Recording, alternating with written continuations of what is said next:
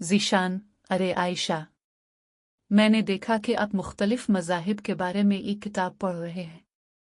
आपको इस्लाम में क्या दिलचस्पी है? आयशा, हेलो ज़ीशान, मैं हमेशा इस्लाम के बारे में मुतजस्सिस रहा हूँ, ख़ास तौर पर चूँकि मेरे कुछ दोस्त हैं जो इस पर अमल करते हैं। मैं उनके अकायद को बेहतर तौर पर समझना चाहता हूँ। ज़ीशान, बहुत अच्छा आइडिया है। इस्लाम एक भरपूर और मुतनव्वे अक़ीदा है। इसकी असल में ये एक खुदा पर यकीन के बारे में है जिसे मुसलमान अल्लाह कहते हैं। आयशा, ठीक है, और मैं जानती हूँ कि मोहम्मद एक अहम शख्सियत है। क्या आप मुझे इसके बारे में मज़ीद बता सकते हैं? ज़ीशान, ज़रूर। मोहम्मद को इस्लाम में आखिरी नबी माना जाता है। मुसलमानों का ख्याल है कि उसने खुदा की तरफ से वही हासिल की जो कुरान को तश्कील देते हैं, जो उनकी मुक़द्दस किताब है। आयशा, मैंने सुना है कि कुरान ज़िंदगी के बहुत से पहलुओं का अहाता करता है। कुछ अहम तालीमात क्या हैं?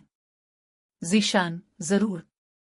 कुरान करीम अखलाकियात और रोज़मर्रा की ज़िंदगी के बारे में रहनुमाई फराहम करता है।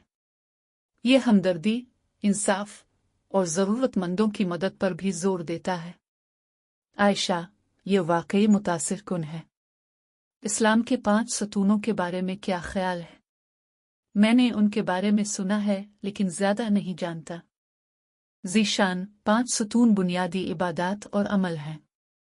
इनमें ईमान का ऐलान, दिन में 5 वक्त की नमाज, सदका, रमज़ान के रोज़े और मुमकिन हो तो मक्का की ज़ियारत करना शामिल है।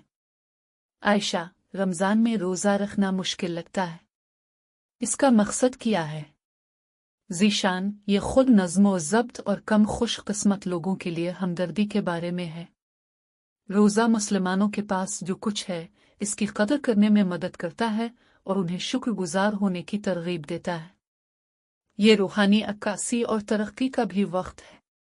आयशा, मुझे शुक्रगुजारी और बरादरी पर तवज्जो मरकूज करना वाकई पसंद है। ऐसा लगता है कि इस्लाम लोगों को एक दूसरे से जुड़ने की तरगीब देता है। ज़ीशान, बिल्कुल। इस्लाम बरादरी के एहसास को फ़रोग़ देता है और एहसान और खैराती कामों की हौसला अफजाई करता है। ये सब एक अच्छा इंसान बनने और एक दूसरे का साथ देने के बारे में है।